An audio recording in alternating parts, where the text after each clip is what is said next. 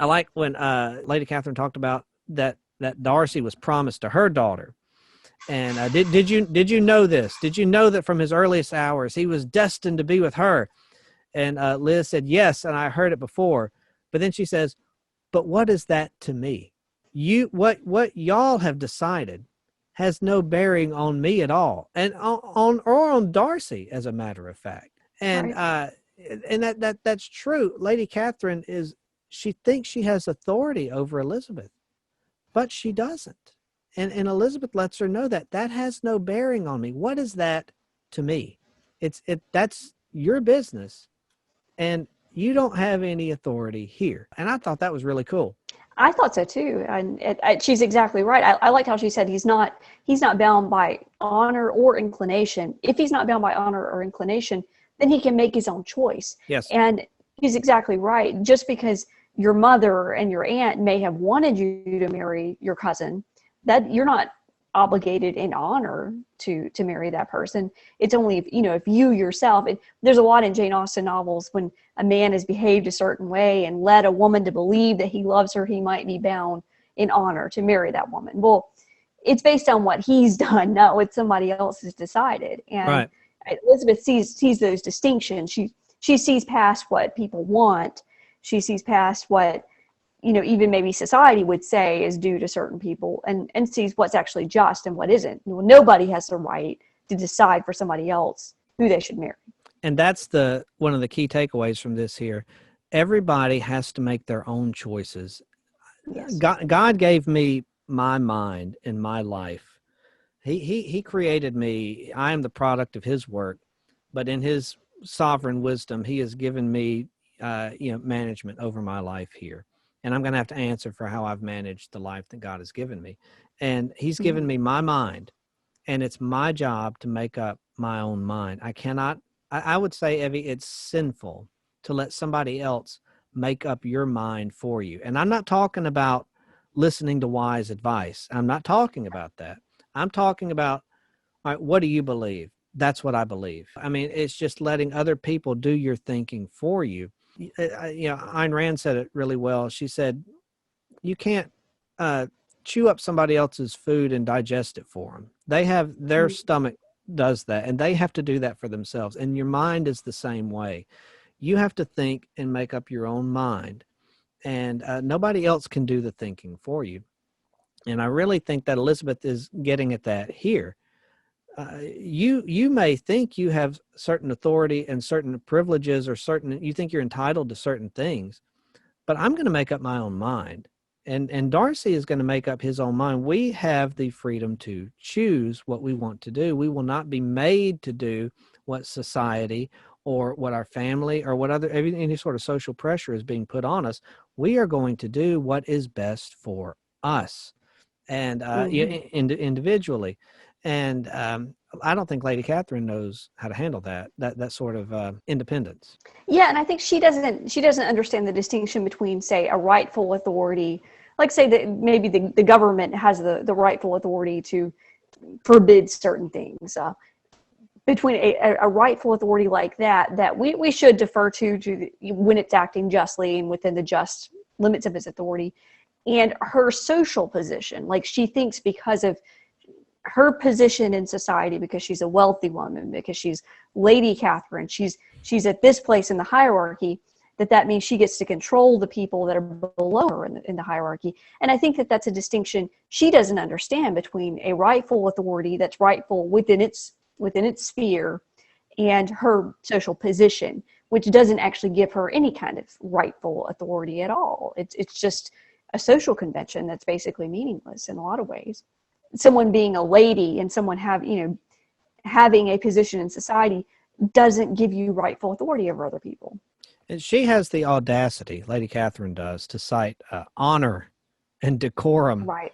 and prudence as if she's displaying all of these things right now, which she's not. But she has the audacity to cite those things as reasons to forbid Elizabeth's engagement to Darcy. If you had any sense of honor, you wouldn't do this. If you had any sense of prudence or decorum, you would not accept his proposal. And then she's told her, Then she moves into the, all right, so she had at the beginning, she had the passive aggressive stuff. Then she kind of Mm-hmm. flies off and she's into the elitist insulting thing. Who do you think you Mm-hmm. are kind of thing. And now she moves into the threats. She said, you can expect repercussions if you go through with this, if you willfully act against the inclinations of all. And again, that nebulous all out there. If you act against the inclinations of all, you will be censured, slighted, and despised by everyone connected with him. Your alliance will be a disgrace. Your name will never be mentioned by any of us, as if their refusal to acknowledge her just negates her existence in some way. As if, as if they have that kind of power. Your name will not be mentioned here. It will be as if you never even existed. Just the audacity to say something like that. And the class distinctions and who are you to challenge us? Mm-hmm. You're going against what we want, not what's best for you and not what's best for Darcy. It's what we want. And if you do that, if you go against the group here, there's going to be problems. And, Liz said in response, in marrying your nephew, I should not consider myself as quitting that sphere. He is a gentleman and I'm a gentleman's daughter. And, she said, we're equal, and that sort of thing. And, I really thought, again, you got into the nasty part of it. And I think Lady Catherine is really getting nasty. She's getting desperate with the threats. Well, what do you think about that? I think you're right. And one thing I was thinking is she really doesn't understand the distinction between morality and social conventions. And that's why she's using this moral language like prudence and honor to describe what's really just, this is what I want. And I think that's something we always have to be on the lookout for, because a lot of times other people are trying to get us to believe something or act a certain way, and they're using language that seems to be moral language, like this is the right thing to do, this is the kind thing to do. And what they're describing is really what they want, or it's some sort of social convention. Yes. And I think in Lady Catherine's mind, there really is no distinction between morality, social conventions, and what she wants. And because social conventions have put her at a certain place in the hierarchy, what she wants, she really does think that that's morality. And that Mm-hmm. is just a very perilous place to be as a person, where you think that your will is the moral thing for other people to do. And I just think that's a really scary in a lot of ways. I think it's something that really does happen to people, and then kind of to think how someone's mind gets to that point, it's a little bit scary, actually. Well, and that's where elitism leads. Mm-hmm. When you take an elitist attitude to people, you think people exist to serve you. And then she starts downing, Elizabeth's family, Elizabeth's connections. And I really like what Elizabeth said. She said, whatever my connections may be, if your nephew does not object to them, they can be nothing to you. Right. If Darcy isn't put off, if Darcy is willing to take all of this on by his own choice, then what's that to you? What does it matter? It's his choice. It's his decision. And I just saw that and I was like, yes, this is the right way to handle this situation. I mean, you're doing it, Elizabeth, exactly right. You're probably handling it much better than I ever would have. But and then she goes on, she makes no promises, Elizabeth, that, regarding any proposal that Darcy might make. And this shocks Lady Catherine. And Lizzie said, I certainly never shall give it. I am not to be intimidated into anything so wholly unreasonable. Your ladyship wants Mr. Darcy to marry your daughter, but would my giving you the wished for promise make their marriage all the more probable? And then, she goes on to say how far your nephew might approve of your interference in his affairs. Would Darcy approve of you doing this? I can't tell, she said, but you have certainly no right to concern yourself in my affairs. I don't think Darcy would approve of this, but I can't speak for him. I can speak for me. You have no right meddling in my affairs, and I must beg, therefore, to be importuned no farther on the subject. In other words, you have no call here. You have no business getting involved in my life, and this conversation is over. Her confidence and her courage here, it brings the conversation to a definite end. And Lady Catherine, then in just more desperation, she accuses Elizabeth of trying to ruin Darcy, and ruin him in the opinion of all his friends and make him the contempt of the world. And again, it goes back to the opinion of other people. What will Mhm. other people think? And Mhm. that is a prison. That is a Mhm. mental prison that people lock themselves in caring about, uh, un, inordinately caring about what other people think. Now, I care about what my wife thinks of me. I care about what my children think of me. I care about what people I respect think of me. You know, I want to be a man of integrity and honor. But if you do the things you do in your life, you live your life to win the approval of other people, that's a sad life. And you're never going to be happy and you're never going to be satisfied. And Elizabeth, God bless her, understands that. And Lady Catherine, she said, what will people think?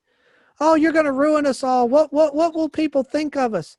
And when you learn to let go of the opinions of other people as something that really matters to you, it's just like taking a ton of bricks and just lifting it off your shoulders and dropping it. And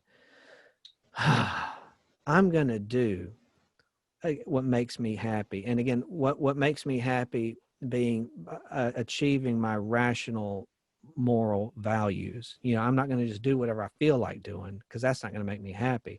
I'm going to do the right thing. I'm going to do things that are meaningful to me, and I'm going to do them. And I'm not going to care if other people think this is the right decision or not. If I know this is the right thing to do, I'm going to do it. And Elizabeth understands that. And I think if more people acted that way, you'd have more, uh, you'd have a happier general society if we could just stop caring so much about what other people are going to think of us and what other people are going to say.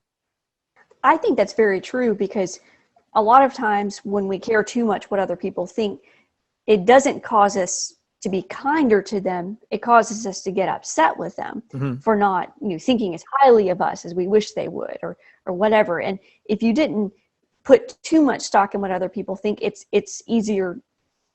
Well, you can't love other people when you're looking to them as a source of approval or admiration of yourself. I mean, you're not seeing them for who they are. And I think that's why you need to care about how your actions affect other people. And it's good to want to be respected by people that you respect.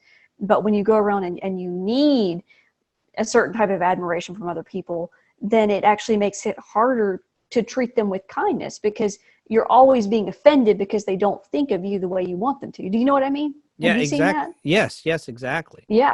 And I like what Elizabeth says. To piggyback off of that, she told Lady Catherine, very matter of fact, I am only resolved to act in that manner which will, in my own opinion, constitute my happiness without reference to you or to any person so wholly unconnected with me.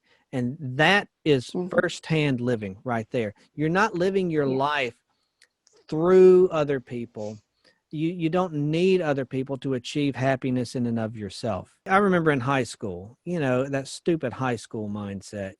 And, everybody's eaten up with insecurity in high school, or a lot of people are. I was. And it just, when you finally And realize, later in life, for that matter. well, and it's always a temptation. It's always a Yeah. temptation to let your insecurities get the best of you.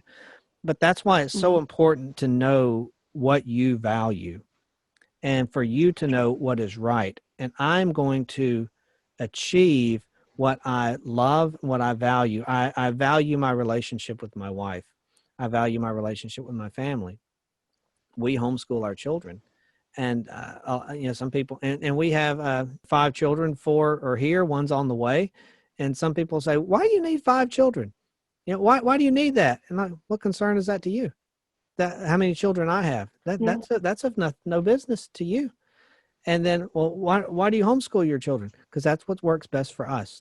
And you don't make your decisions. Oh, well, what will other people think if we want to have another child? What will other people say? We don't care. We're going to do what God leads us to do, and we take courage in that we are doing the right thing. We're doing what God has called us to do in homeschooling our children. Now, has God called everybody to homeschool their children? I mean, no. Are you wrong because you don't homeschool your children? No. That's your individual decision. That's between you and God. But God has called us Mm-hmm. to homeschool our children. And I'm not going to judge you for not doing it, but I'm going to do what God has called us to do. And I'm not asking your opinion about it. So you can keep your opinion to yourself. And I know what we value, and we're going to work hard to achieve our values. And we're not going to, I hate to use the word care. I don't mean to sound flippant or try to sound like a big shot, but you just don't care what other people think. You do what you know is right, not what you feel like doing, but what is right.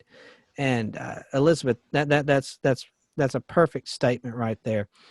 I will do what, in my opinion, constitutes my own happiness without reference to you or to any other person so wholly unconnected with me. And I just thought an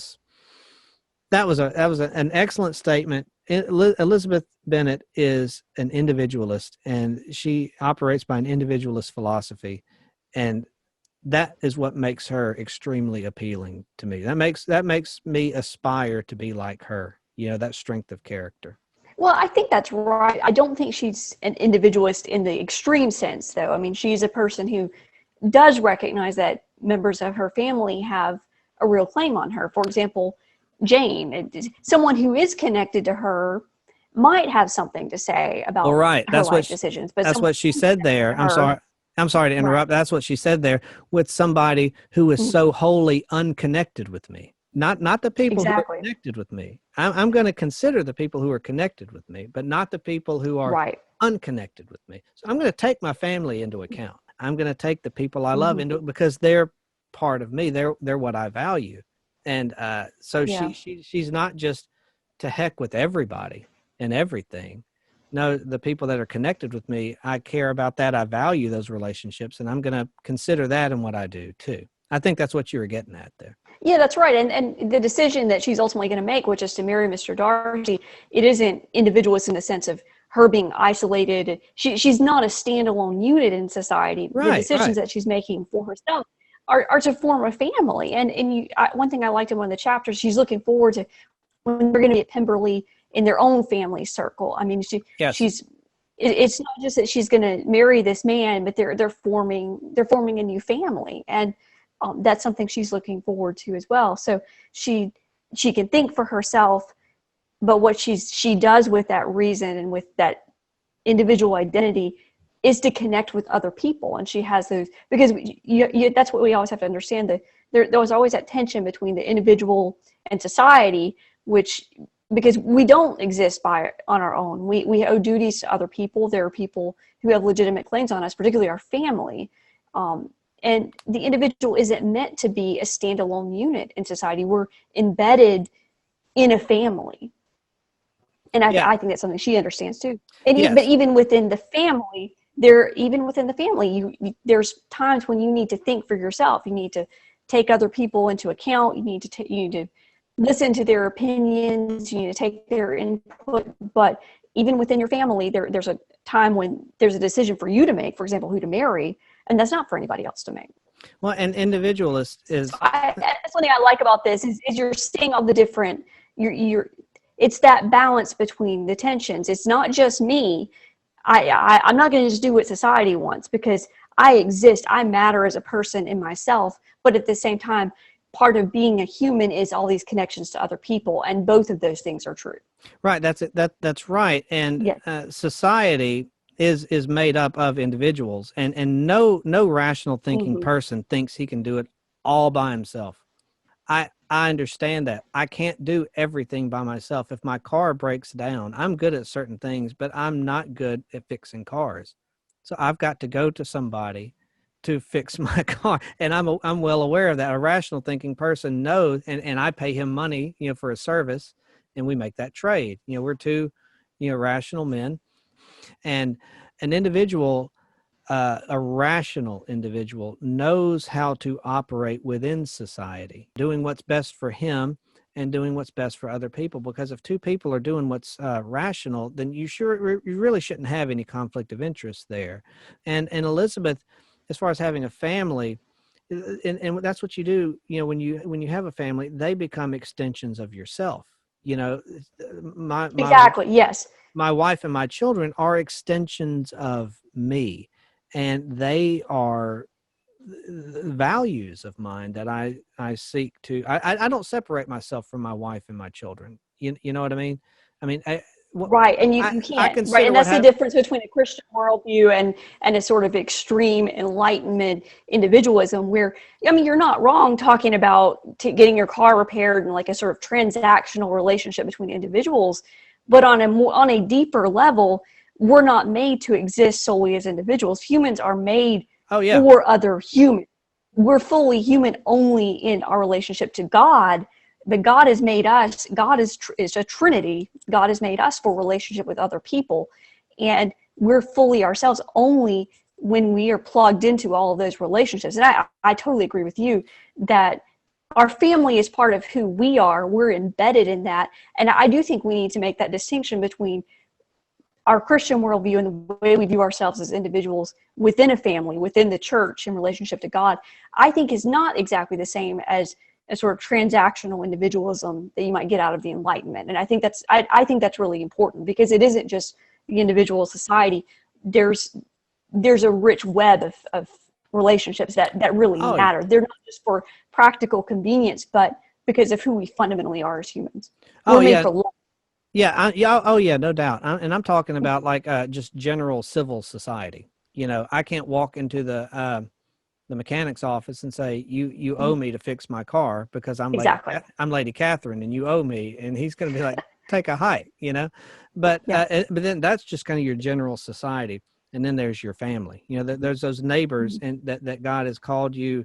And the people, that the neighbors that God has put most directly in your life is your family, you know, and you That's right. are to, they become extensions of who you are. You know, Paul says that the husband and wife join together and then no longer two flesh, but one. And the, you know, children, you know, are the offspring of that as well. God made us to be relational. And Right.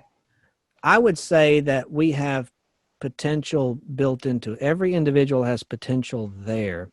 I think that you need other people to help realize that potential. You know what I mean? You need to learn from other Yes. people. You need the good influence of Hmm. other people. You need the encouragement. You need the discipline. Iron sharpens iron of other people. And people that have your best interest at heart, and you have their best interest at heart, and you interact together, you bring out the best in each other. And that's why I'm a big proponent, and we've talked about this, you know, of marriage. And I would not be, not that I'm the world's best man, I'm not, but there's the man that I am after I got married to Amanda, and the man I was before I got married to Amanda, and the man that I am now and that I am growing continually into. I would not have gotten there without her. You know what I'm saying? So I mean, Yeah. Yeah. we work together, and she brings out the best in me. And you know, God made us to be that way, not just marriage and not just family, you know, people in general. You have friends, and you learn from Mhm. people and that sort of thing. We're supposed to Yes. work together to bring out the best in each other. And I think it was Aristotle, I think he said, any man who lives alone is either a god or an outlaw. And and Oh, I and like and, that. and Yeah. I'm not a Good. god. And really, if you're just Mhm. out there living by yourself, that's just not healthy. That's not right. There's something wrong with you. You know, No. now everybody's introverted or Mhm. extroverted or whatever, but you know, you still need to be part of that society. But you, at the same time, you don't surrender your individual identity to the society. And that's what kind of Lady Catherine, I think she wants Darcy and Elizabeth to do. You surrender your individual identities to us, and we will tell you, your betters, we will tell you what you need to do. And Elizabeth, you know, take a hike. I don't need to listen to that. And yeah, the conversation ends. You know, Elizabeth ends the conversation here. Elizabeth returned to the house alone, and Miss Bennet, you know, she met her there at the door, and she said, "Well, why didn't Lady Catherine come in and rest herself?" And I like what Elizabeth said. She didn't choose it. She freely chose I love it. not to do it. And I think that's really the whole Mhm. crux of this scene here is your responsibility to make choices, to make up your own mind and not let other people Yeah. dictate your destiny, not let other people dictate your life and the decisions you make. God gave you that mind. He gave you that life, and he expects you to make your own decisions, to follow his leadership and achieve the destiny that he has ordained for you. There shouldn't be a tension between the society and individual, because in an ideal friendship, any kind of ideal relationship, we're going to bring out the best in each other. We're going to make each other more who we are. But we live in a fallen world too, where people are trying to exercise power over other people. They're trying to use other people as tools, trying to get other people to do what they want them to do. And they're not bringing out the best in other people. And that's where we have to exercise some discernment, because there is a real tension between who we are meant to be by God, who God meant us to be, and what other people a lot of times expect from us. And I think that's where we have so much to learn from Elizabeth. And I think this is part of why we find this really satisfying, because she is drawing that distinction. She's saying, no, the line is here. This is who I am. What you're asking for, you don't have any right to ask of that. You're trying to make me less human. You're trying to make decisions for me that you don't have any right to make. And it's just very satisfying, because it's true and it's just.